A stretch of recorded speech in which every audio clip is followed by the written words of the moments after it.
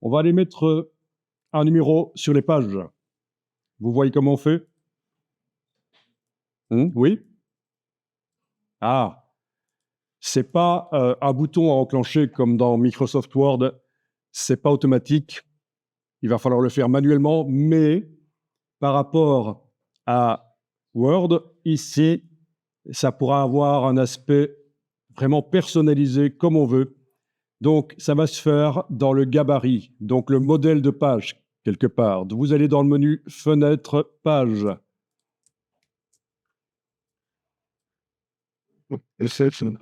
Donc, ce document, on est en train de le mettre au point, de l'améliorer.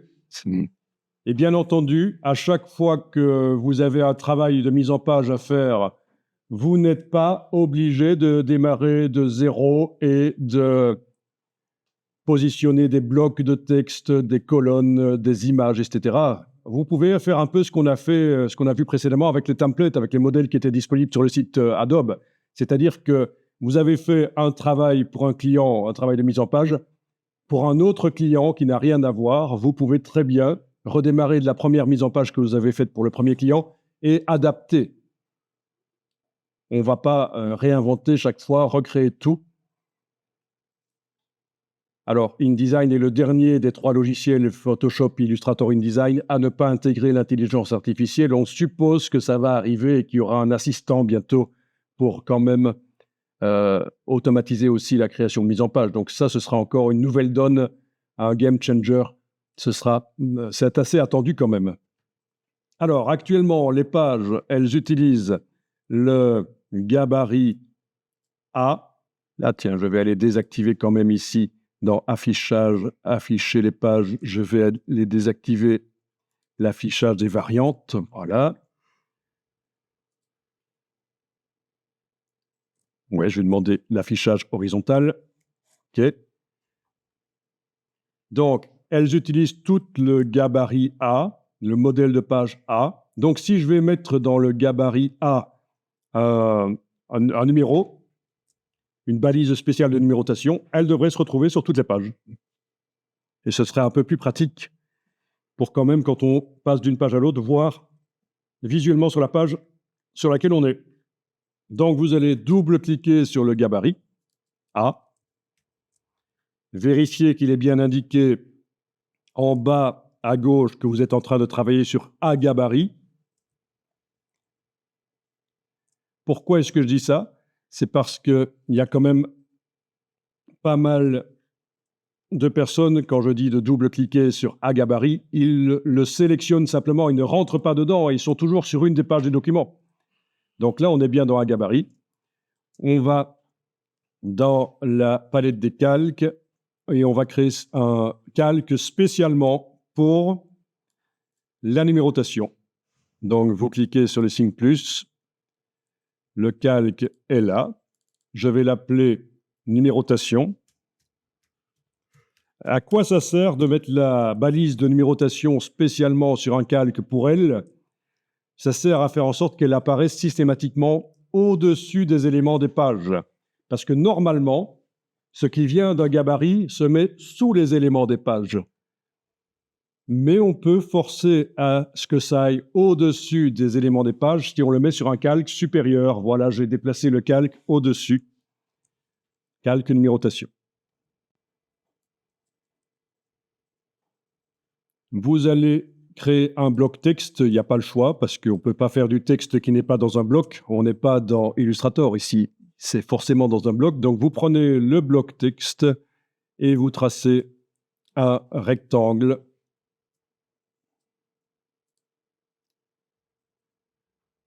Alors, la dimension, on peut essayer d'être synchro.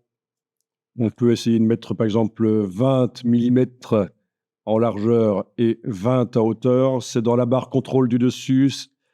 Si vous ne la voyez pas, c'est menu fenêtre contrôle pour la faire apparaître.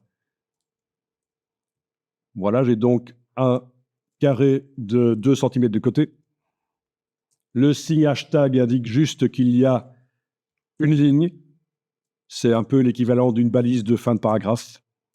On prend l'outil texte et on clique dedans. et on va insérer une balise de numérotation automatique. Clic droit,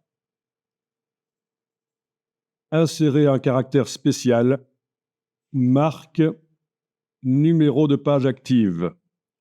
Alors, ça peut valoir la peine de retenir le raccourci si vous voulez.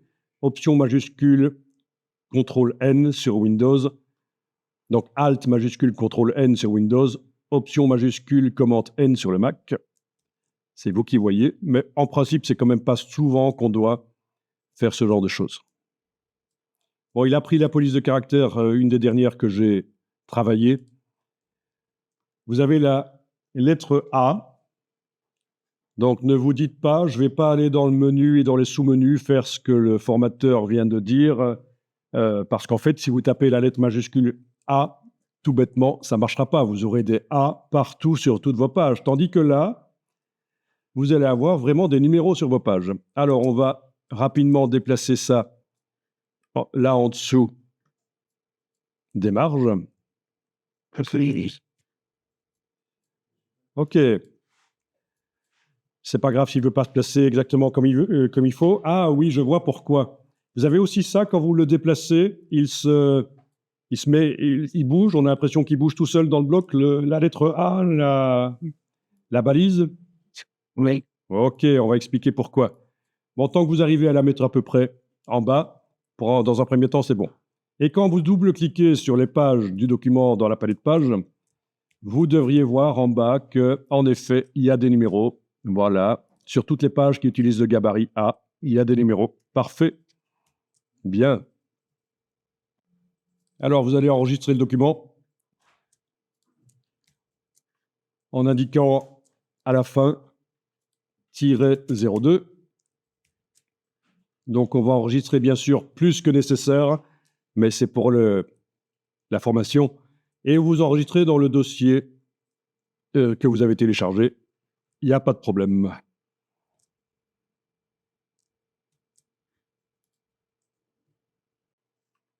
Donc, la maîtrise de InDesign, ou la maîtrise, c'est un grand mot. Qui maîtrise InDesign? C'est tellement complexe. Mais la connaissance de InDesign vous permet de faire des travaux de mise en page. Ça peut toujours servir. Actuellement, le secteur de l'impression est quand même en crise. Les gens utilisent de plus en plus des écrans, bien sûr, et de moins en moins du papier. Mais il y a quand même, comme souvent dans les secteurs en crise, des activités qui restent. Donc, ce qui disparaît, généralement, quand un secteur est en crise, c'est le moyen de gamme. Et c'est le cas en mise en page. Ce qui va rester, c'est le haut de gamme, donc des magazines haut de gamme qu'on vend 15 €, voire même plus, 20 € le magazine, soit des petits flyers, des menus, des choses bas de gamme, en fait, comme travaux.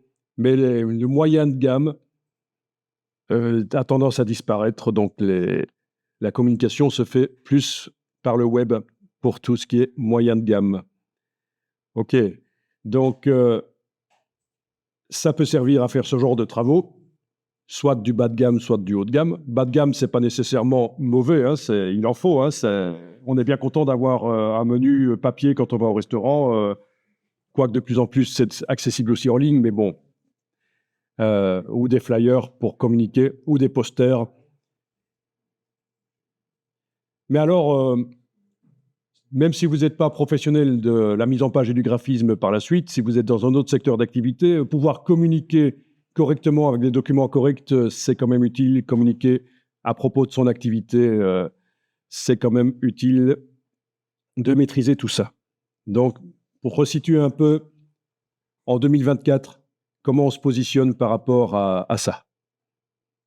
Par rapport aux techniques de mise en page qui, c'est vrai, sont des techniques qui ont été un peu mises de côté suite au développement d'Internet. Mais ça, ce n'est qu'une suite de révolutions, l'évolution de la communication. Et ça ne fait que commencer. Vous avez vu ce qui arrive, les assistants virtuels maintenant, de plus en plus. Hein. Il est probable que dans 10 ans, les étudiants auront chacun leur assistant pédagogique virtuel pour les accompagner dans leur apprentissage. une espèce de prof virtuel. Quand je dis dans 10 ans, je suis prudent. En réalité, je pense que ça arrivera plus tôt. Donc, voilà. Alors, on va retourner dans le gabarit. Voilà. Je vais afficher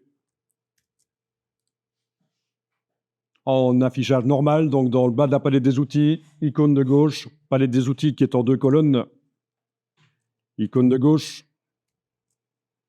On va demander ici affichage, grille et repères, afficher la grille de ligne de base. Voilà. Et en fait, ça va expliquer pourquoi, quand on bouge le bloc, le caractère se met toujours sur les lignes parce qu'on a demandé qu'il fasse comme ça. Pourquoi est-ce qu'on a demandé que ce soit comme ça? En fait, on a hérité d'un style de paragraphe, certainement. Quand on a mis la balise, c'est venu tout seul comme ça. Je vais vous montrer sur la page 2 quel est l'intérêt de demander que le texte aille sur les grilles de lignes de base. C'est que les lignes soient bien dans le prolongement l'une de l'autre, je veux dire à la même hauteur. D'une colonne à l'autre, elles sont à la même hauteur, et ça, c'est plus propre visuellement.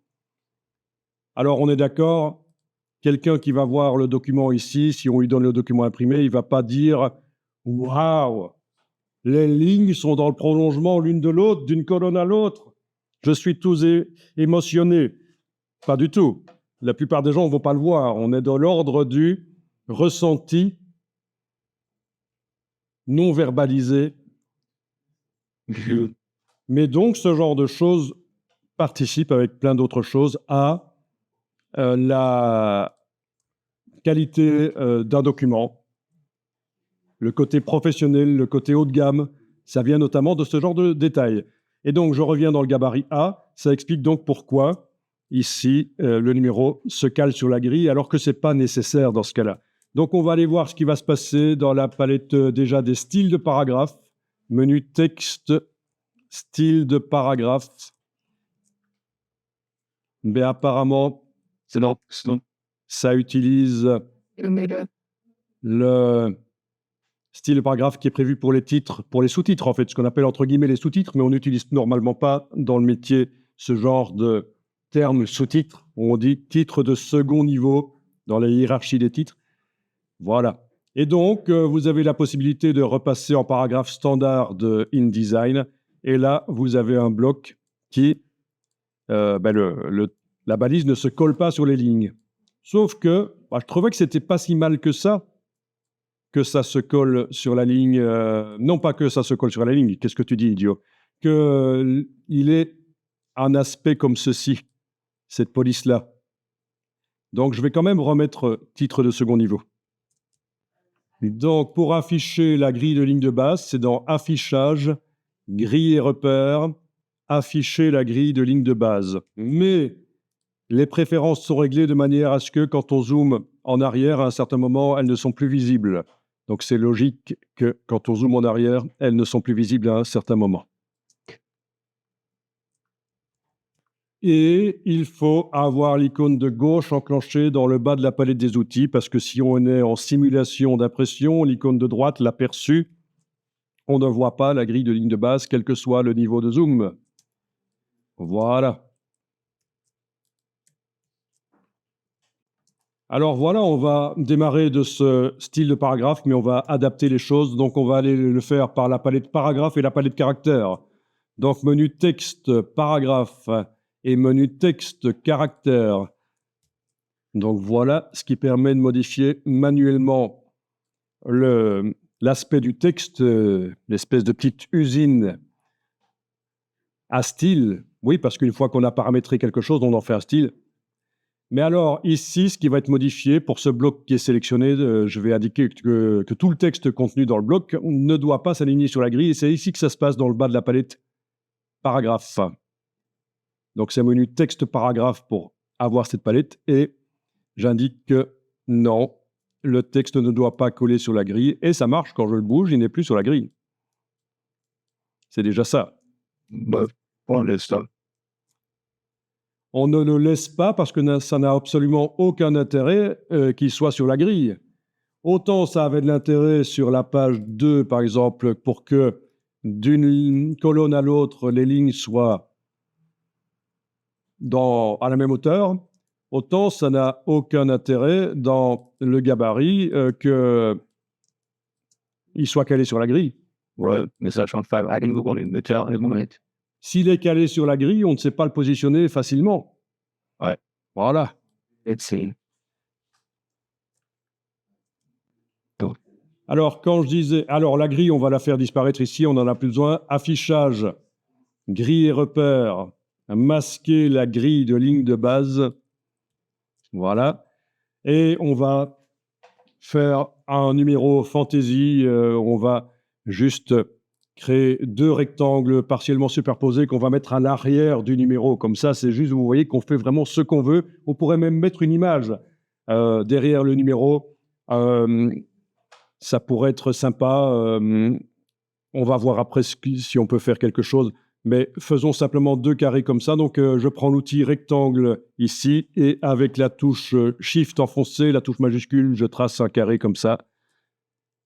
Au niveau de ces couleurs, je vais inverser avec la double flèche. Je fais passer le noir du contour vers le fond. Voilà. Alors, je peux le déplacer avec la flèche noire. Là, bien. Je vais le dupliquer avec la touche Alt. Et cette copie, je vais la mettre toujours en noir.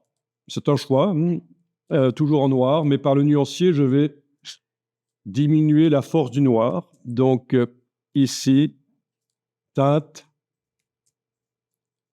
je diminue comme ça éventuellement. Voilà.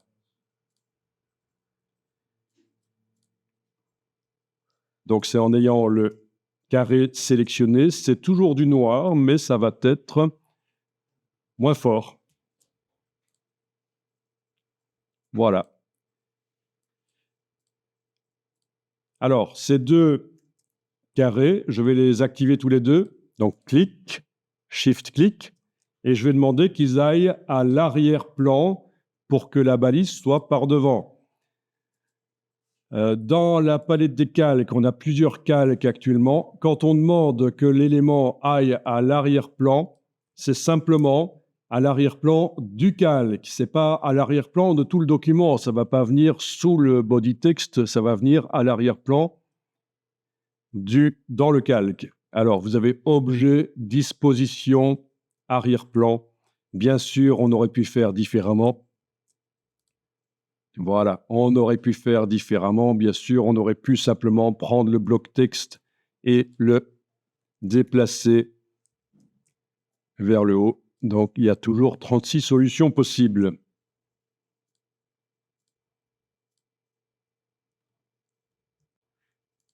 Voilà. Alors, ce n'est pas extrêmement propre. Ça fonctionne techniquement, mais ce n'est pas extrêmement propre. C'est-à-dire que normalement, quand on fait ce genre de choses, on s'arrange pour que la balise qui est là dans le carré, elle soit au centre. Même si visuellement, à l'impression, ça ne se verra pas, mais faisons les choses proprement.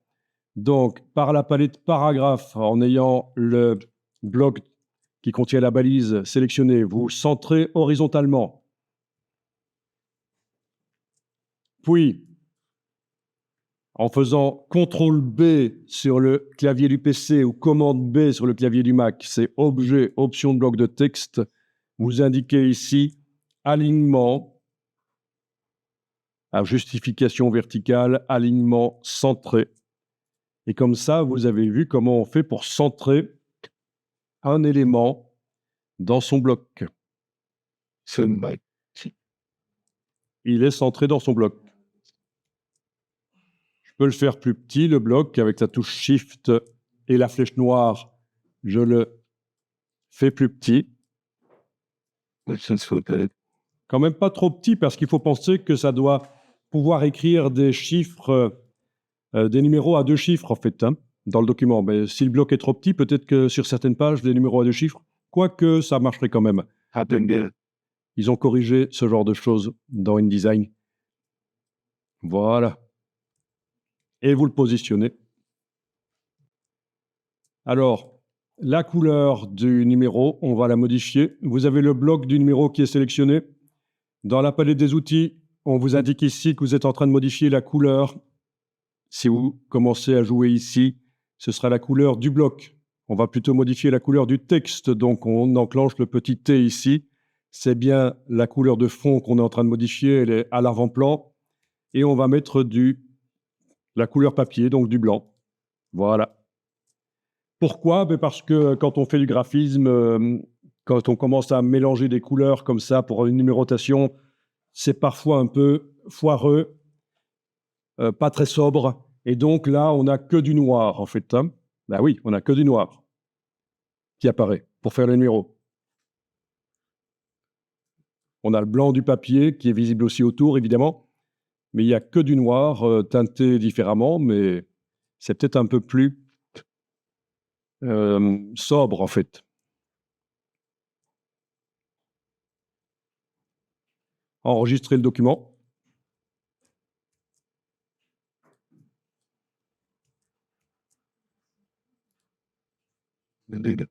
Alors, pour modifier la taille du caractère, en sélectionnant le bloc et en allant dans texte caractère, la palette caractère, oui, on peut modifier, bien sûr, la taille du caractère ici. Mais on peut aussi utiliser l'outil de transformation manuelle. Et là, ça va modifier la taille du bloc et de son contenu. Donc, par rapport à ce que j'ai fait précédemment, la flèche noire qui ne modifiait que la taille du bloc, mais pas la taille du caractère, ici, je vais pouvoir modifier les deux. Et forcément, après modification, on va voir qu'il ne sera plus indiqué ici chez moi 24, mais il sera indiqué autre chose. Donc, je prends une poignée du coin avec l'outil transformation manuelle. Je commence à bouger avec la touche Shift pour garder les proportions et Alt éventuellement pour que la transformation se fasse par le centre. Donc Shift, Option, majuscule, Alt. Vous appelez les touches comme vous voulez, tant que vous y arrivez. Voilà. On est un peu dans le style brutaliste ici, hein, avec ces carrés. Vous connaissez le style brutaliste? Style architectural où on y va assez fort sur les formes géométriques. Donc, je vous rappelle que les carrés, c'est juste un prétexte. Je ne dis pas que c'est ça qu'il faut faire, mais c'est juste pour tester techniquement ici la création d'un numéro qui est quand même sympa, spécial. Le brutalisme, je vous ai sorti rapidement sur Bing quelques exemples. C'est de l'architecture brutaliste. C'est très connu. On s'en inspire pour faire des posters, parfois du graphisme. Vous avez déjà vu ça. C'est assez... on en trouve dans les pays de l'ex-Union soviétique, en fait. Hein, la Yougoslavie, des choses comme ça. Ils ont pas mal d'architecture brutaliste. Alors, quand on parle de brutalisme, on fait référence à ces choses assez géométriques et lourdes. Il y a des gens qui vont faire du tourisme pour visiter ce genre de choses, des gens qui sont passionnés par l'architecture brutaliste. Pourquoi pas? Ça les émeut. Ceci dit, si ça les émeut, il ferait mieux d'aller en Australie parce que c'est là qu'ils sont, les émeus. Je rigole. OK. Alors ici, c'est l'occasion de parler du groupement d'éléments. Alors, j'ai quand même un petit problème ici. Vous allez dire que j'ai plus qu'un problème, mais je parle de InDesign. Les vecteurs sont verts et je ne vois pas trop sur le fond blanc. Vous, sur la projection, vous le voyez bien, parce que le vert, le projecteur ici, il a tendance à tout désaturer. Vous avez un vert foncé, mais moi, sur l'écran, j'ai un vert clair. Donc, je vais quand même aller modifier ici, double-cliquer sur le calque à droite du nom. Et ici, je vais aller changer la manière dont les choses apparaissent. Alors, qu'est-ce qu'on a déjà comme couleur? On a bien sûr le bleu et le rouge, mais on va aller choisir autre chose. Voilà. Allez, couleur ocre, voilà. Non, couleur ocre, ça va pas, ça ressemble trop au rouge finalement. Donc, magenta, c'est bien, voilà. Couleur magenta, on voit mieux les vecteurs, je pense. On va sélectionner tout ce qui est sur la page gabarit. Vous faites un CTRL A, commande A sur le Mac, CTRL A sur le PC, ou vous englobez avec la flèche noire, bien sûr, tout ça. Et on va le grouper, objet associé, CTRL G, si vous voulez. Dès que vous avez affaire à un groupe, vous voyez que on a des pointillés qui indiquent qu'il s'agit d'un groupe. Avec l'outil de transformation manuelle, on peut redimensionner donc tout avec la touche Shift pour garder les proportions. Et s'il fallait aller modifier un des objets qui sont dans le groupe, donc vous avez ici, quand le groupe est sélectionné avec la flèche noire, vous avez les petites icônes ici qui vous permettent de voyager dans les groupes. Ça, c'est pour descendre à l'intérieur du groupe. Dans la barre contrôle, vous avez ça. Et puis, une fois que vous êtes descendu à l'intérieur du groupe, vous avez les deux autres icônes qui vous permettent de voyager dans les différents éléments du groupe. Il y en a 3 ici, dans un sens ou l'autre. Ça n'a pas beaucoup d'intérêt de changer de sens parce que c'est quand on a beaucoup d'éléments dans un groupe qu'on va changer de sens. Mais là, ça va. Ça, c'est vrai. Donc, et puis, je vais sortir du groupe avec l'icône là. Voilà, c'est comme ça que ça se passe. Si vous ne connaissez pas ça, vous êtes chaque fois obligé de dégrouper pour pouvoir manipuler un des éléments du groupe. Tu dis, on peut aller dans les calques du groupe. Oui, c'est vrai qu'on peut aussi faire ça, bien vu. Non, tout à l'heure, à la fin du cours, je te donnerai ton diplôme. Tu es trop fort. Ça mérite un diplôme. Et là, tout le monde est en train de chercher encore une autre solution pour le faire. Non, c'est bien. Alors, je zoome en arrière. Voyons un peu, en repassant en affichage normal pour voir les marges. Je vais aller positionner le numéro ici en bas. Et on va aller voir ce que ça donne quand on va sur les pages du document. Quand je double-clique sur les pages du document, ça n'a pas l'air trop mal. Ce qui m'intéresse surtout, c'est de voir ce qui se passe quand on est avec des numéros à 2 chiffres. Parfois, ça déborde en dehors du carré. Ceci dit, ça peut être bien que ça déborde. Ça peut être un effet artistique, comme ça. Si je retourne dans le gabarit, que je sélectionne spécifiquement dans le groupe le numéro, avec l'outil de transformation, j'agrandis pas mal.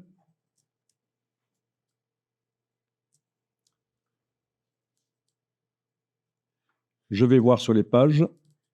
Voilà, ça c'est, je trouve, assez sympa, ce genre de choses. En plus, ça fait du graphisme de manière automatique. Vous ne savez pas vraiment à l'avance ce que ça va donner comme graphisme. Très intéressant. Ce qu'on pourrait considérer comme une erreur, en fait, ça peut être intéressant. Bon.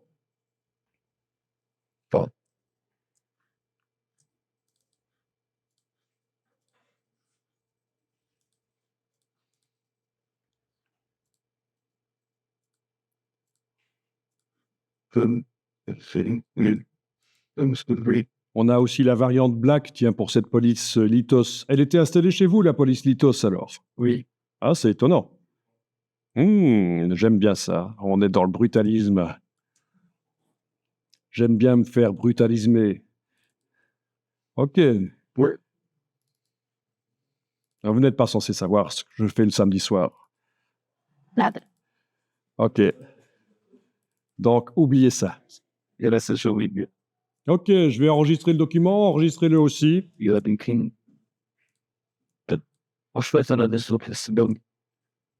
C'est quoi la